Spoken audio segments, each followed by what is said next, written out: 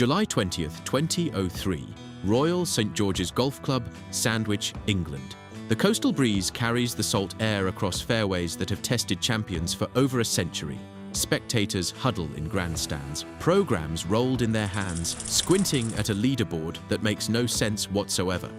His name means nothing to the thousands gathered here. Television commentators scramble to find information about him. Ben Curtis began the year ranked outside the world's top 1,000 and had only climbed into the top 500 a fortnight before the Open. In the first 12 events of his rookie season, he missed 5 cuts and did not finish higher than tied for 27th. Before the British Open, Curtis had earned less than $200,000 and was in danger of losing his tour card. How does someone nobody's heard of win one of golf's most prestigious tournaments? What happened in those 4 days that turned an absolute unknown into a legend? This is unbelievable. And why does this story represent everything beautiful and brutal about professional golf? This is the tournament that changed everything. The path to Royal St George's wasn't paved with success. It was littered with failure, rejection, and the kind of grinding uncertainty that breaks most professional athletes. Curtis turned professional in 2000, originally playing on the Hooters Tour without much success. Picture that for a moment.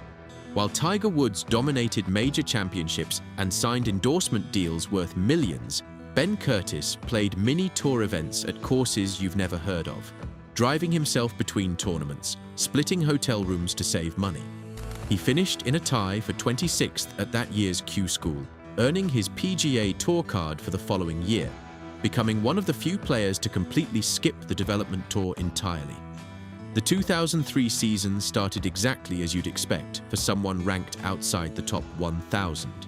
His first year on tour began unspectacularly as he made a fair amount of cuts, but had no finishes in the top 25. Big gander. No highlights, no momentum.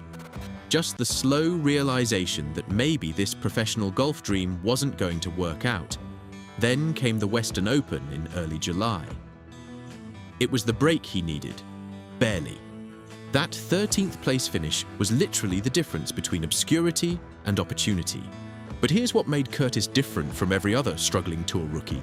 He actually prepared like he belonged.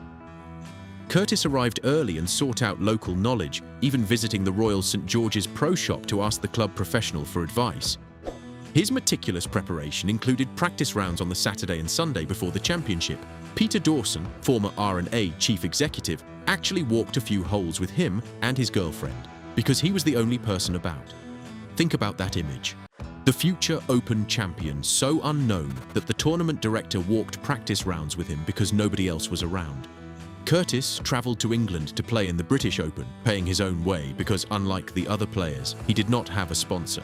He took only 2 cousins with him, hired a caddy from the European PGA Tour, and settled in to play with the assistance of local caddy Andy Sutton, who he only met for the first time upon his arrival in England. Curtis prepared to face the best players on the planet. The opening round told everyone what they expected to hear: decent but unremarkable. The kind of score that keeps you in the tournament but doesn't turn heads. Round 2 brought more of the same. Suddenly Curtis was positioned well, but so were dozens of other players. Tiger Woods was lurking. Vijay Singh was there. Davis Love III led the tournament. The names that mattered were gathering at the top. Saturday's third round changed the narrative entirely. A 70 put Curtis in a 5-way tie for third, 2 strokes behind leader Thomas Bjorn and 1 stroke behind second place Davis Love III. Few people noticed when Ben Curtis came home in 32 strokes in the third round to lie 2 off the lead. But when he went out in 32 the next day and collected 6 birdies in the first 11 holes to lead his better-known peers by 2 strokes, he got everyone's attention. Wait. The unknown rookie just took the lead at the Open Championship. Sunday morning at Royal St George's brought typical links conditions: fast greens, unpredictable bounces, wind that could change direction mid-swing. This was where experience mattered. Just dribbling it down. Where major champions separated themselves from pretenders. Except nobody told Ben Curtis he was supposed to fold. A stunning charge lifted him to 6 under for the day and 5 under for the championship through 11 holes, putting him clear of the field. It was an absolute clinic, birdie after birdie, putts dropping from everywhere. The kid from Ohio was dismantling one of golf's toughest courses. Then reality struck. Vijay Singh and Tiger Woods also moved into early contention, but fell behind Curtis with late bogeys, which left everything in the hands of Thomas Bjorn. The Danish golfer held a commanding lead with 4 holes to play. 3 shots with 4 holes remaining in a major championship. That's as close to a lock as golf provides. Commentators were already discussing Bjorn's breakthrough moment. His first major title was minutes away. Then came the 16th hole. Bjorn had led in the final round by 2 shots with 3 holes to play, but needed 3 attempts to play out of a greenside bunker on the 16th hole. He found a greenside bunker from the tee and then needed 3 shots to escape, as his first 2 attempts landed on the putting surface, only to roll agonizingly back down a steep slope and into the sand. Another dropped shot at the 17th saw Bjorn fall behind Curtis, and he could not find the birdie he needed on the last. 3 swings from 1 bunker, each attempt rolling back into the sand like some cruel joke. Back in the clubhouse, Ben Curtis waited. He'd already completed his round. It was crazy. Curtis had no idea what to do.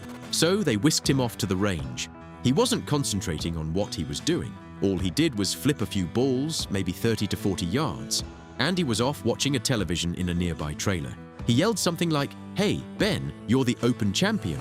That's how Ben Curtis found out he'd won a major championship. Not on the 18th green with crowds roaring, not hoisting the claret jug in triumph, but on a practice range, flipping wedges when his caddy yelled from a trailer. Among the entire field at the 2003 British Open at Royal St George's, American Ben Curtis was the only one to finish under par. He became the first golfer since Francis Ouimet in the 1913 US Open to win his major championship debut. Curtis was the lowest ranked player to win a major since official world rankings were first calculated. But who really was this guy who just shocked the golf world? Curtis, who was born in Ostrander, Ohio, grew up playing golf.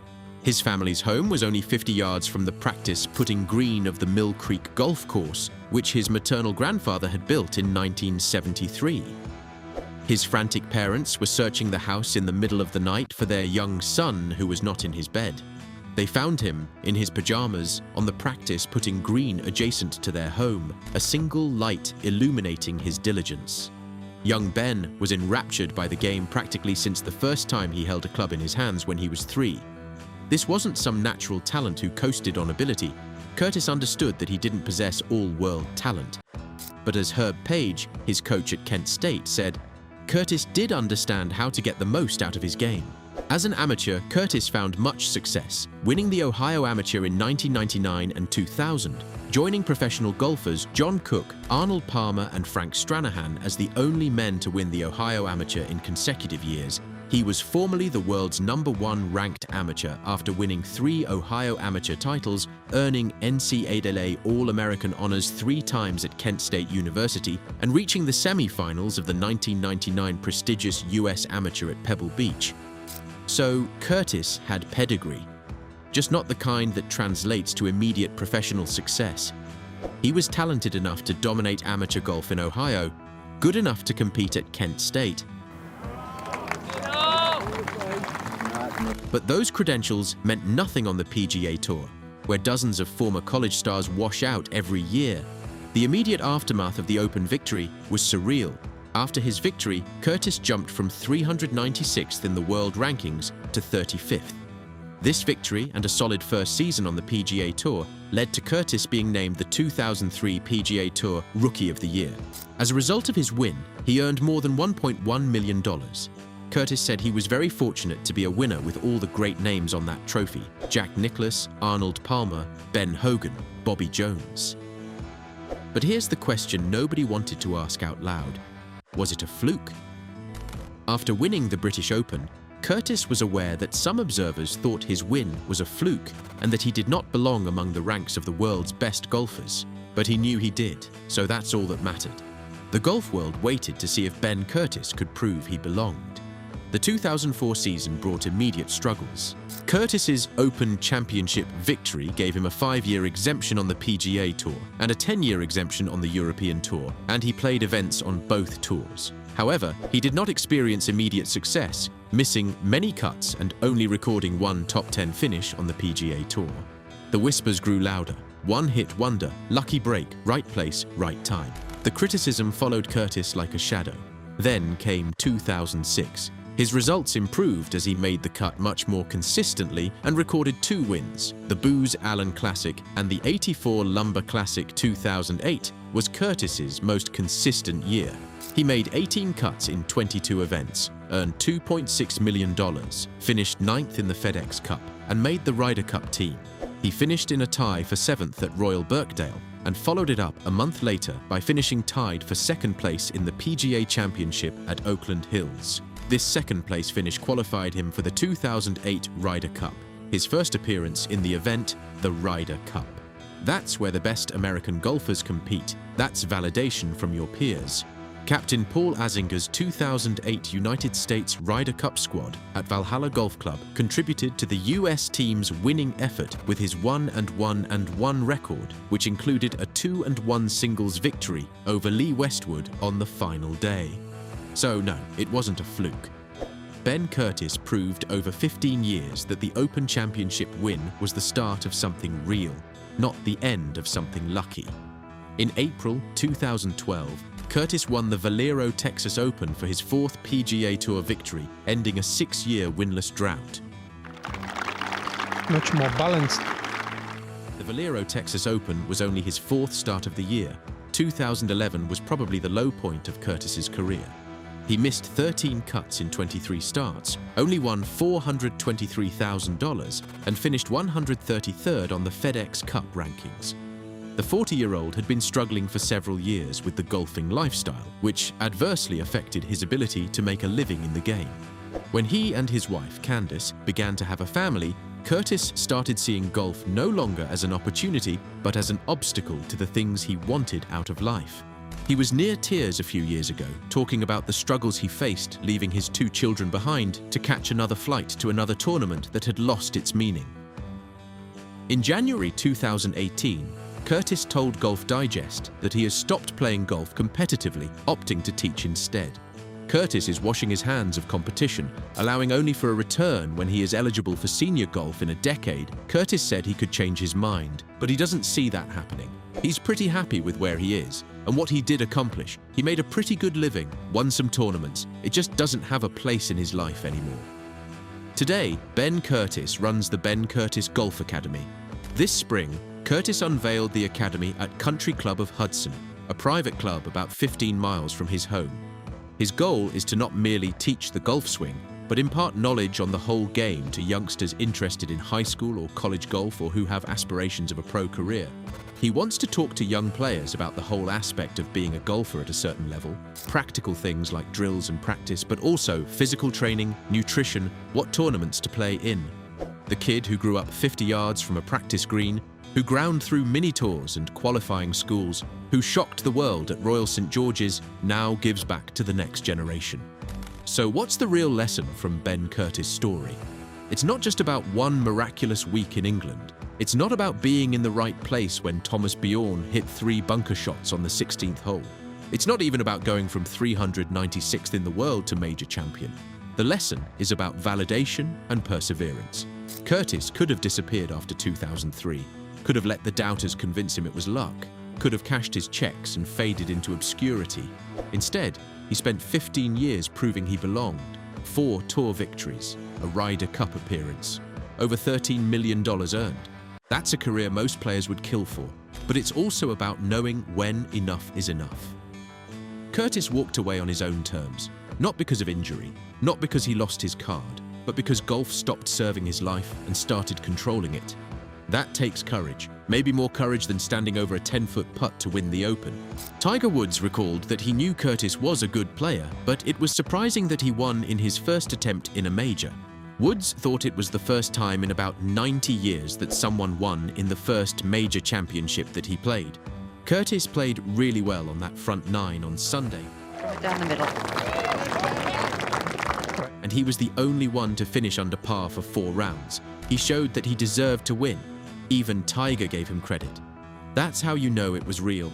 The 2003 Open Championship changed more than just Ben Curtis's life. It changed how we think about possibility in professional golf. Every struggling tour rookie now has that story to cling to. Every player ranked outside the top 300 knows that one week, one tournament, one magical Sunday can rewrite everything.